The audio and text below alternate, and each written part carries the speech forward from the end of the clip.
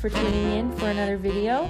If you're new to my channel, then my name is Chris Hong and I'm an artist, and I hope you enjoy what I have to share with you today. Today I have a watercolor illustration that I did for a Christmas card that I decided to make last minute. As an artist, I think a lot of people kind of assume that you like to make little personalized gifts for everyone, and especially cards around, special occasions. But I actually really don't enjoy doing them. I think there's a lot of pressure to do a good job, and they're really like full finished illustrations, and you can't individually personalize each one for every single one of your family members and friends. It's just not reasonable. So I decided not to make one this year early on, but when I was wrapping my boyfriend's Christmas present, it looked a little empty, a little sad, so I decided to make one this year last minute, and I decided to make copies of them so I could send it to more than one person. And since it's been a little while since I've done any kind of personal work, I thought a little 5x7 illustration would be a great way to kind of ease back into things. And I was right, it got me more excited to be doing illustrations again. Also, I was able to film the painting of it, so I got a YouTube video out of it as well. So with just this one artwork, I feel like I was able to hit many birds with one stone. I really wanted to finish this painting in one sitting, so I didn't do much preliminary work. I didn't do a value comp or a color comp. I just kind of went straight into the painting without, knowing exactly what color things are going to be. So what you are seeing is me problem solving as I go. So because I didn't do much preliminary work, I decided to do an underpainting instead of jumping straight into using a bunch of colors right away. It allows me to slowly build up the values as I go, and since watercolor is translucent, I can just add a color layer on top of it. If you have a background in digital painting, it's kind of like taking a grayscale image and then putting a color layer on top to colorize it. The underpainting method is also a great way to kind of break through that fear of the white canvas or the white paper. It's great when you kind of don't have a clear idea of what colors you're going to use, because it gives you a nice base to work from. And it also helps harmonize all the colors in your piece together because it ends up showing through the layers. If you're having trouble with your piece and the colors don't quite seem like they go together, then I would suggest trying out the underpainting method and letting the color influence all the other colors that you will use on top. So the lighting scheme I had in mind for this was pretty simple. I wanted the darkest darks and the lightest lights to be on the two figures so that they stand out. And I wanted the background with the tree to be fairly dark so that it is close in value with the darkest darks in the front, and so the lights really pop out on the faces. I guess I can talk a little bit about the paper that I'm using here. I bought it recently. It's the Strathmore Ready Cut watercolor sheets in cold press, and the size I'm using is 5x7, and I like it. It's not bad. It's pretty inexpensive considering it's 100% cotton supposedly and acid free. And I bought it to do some quick sketches or studies on it in watercolor and gouache. And so far it's holding up pretty well. The texture is not too obnoxious for cold press. Sometimes I find with cold press papers the textures are too pronounced, and I don't like that, especially when it's a small painting, because you might have a face where the texture is too big on the face, so it can be a bit distracting. But this one has a pretty subtle texture, so it's not bad. I put a link down below for anyone that's interested in checking it out. So this painting was pretty smooth sailing for the most part, except for my boyfriend's face.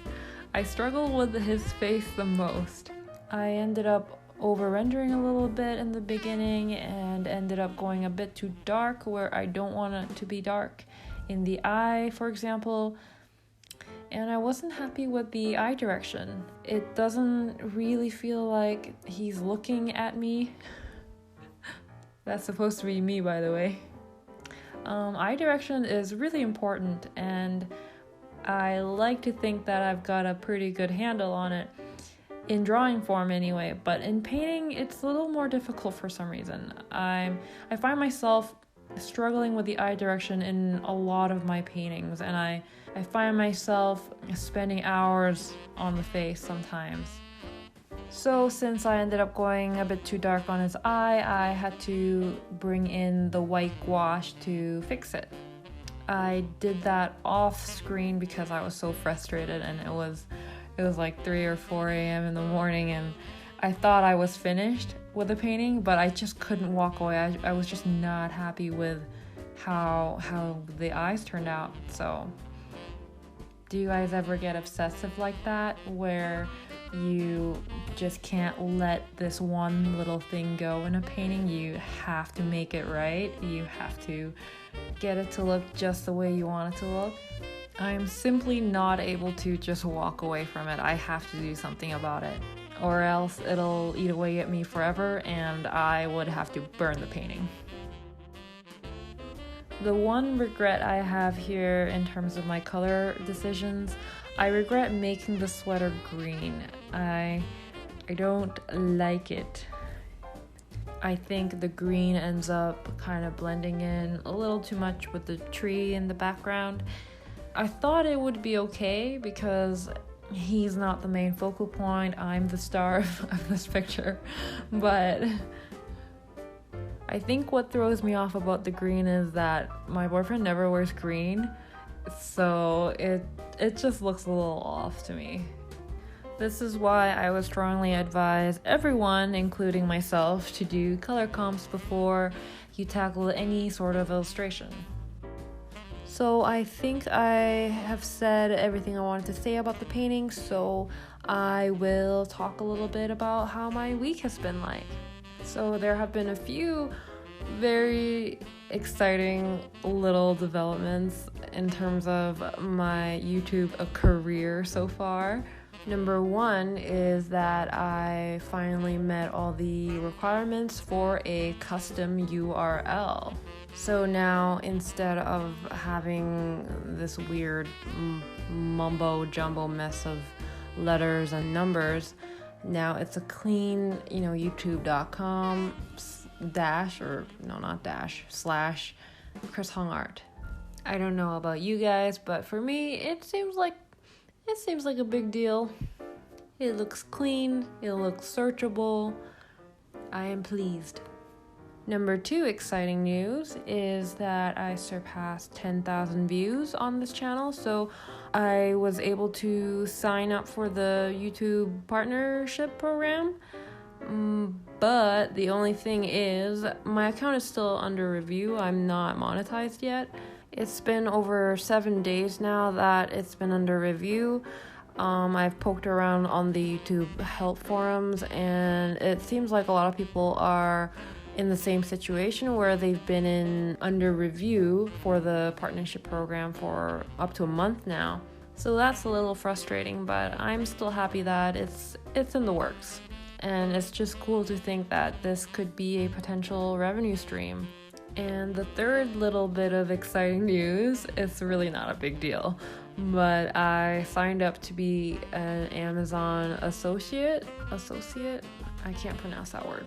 So I had some Amazon affiliate links in my portrait study video, and someone actually bought the book that I recommended to them. And I don't know, I thought that was so cool to think that they trust my opinion enough, or they value my opinion enough to actually go off on the recommendation that I made. So if you are the person that I'm talking about and you're watching this, I want to say thank you, and I really hope that you find the book helpful. So I started my YouTube channel in late October. I have 6 videos as we speak, and I almost have 2 revenue streams just from my YouTube channel, and that's really exciting, and it does feel like a big step toward finding success as an independent artist. You know, a week ago I was saying I was having a lot of doubts and the fears were creeping in, but now I feel like little by little the gears are turning. So I was really happy with how these cards came out in the end. I think they almost look better than the original painting. You can tell that I like how these cards look because I'm showing it a lot. I filmed a lot of clips of it. I hope the recipients of these cards like it as well. So that is it for today. I really hope you enjoyed this video. I had a lot of fun making it, and I'm looking forward to the next one. So please stay tuned for that, and I hope you guys have a great holiday weekend, and I'll see you guys next week. Bye!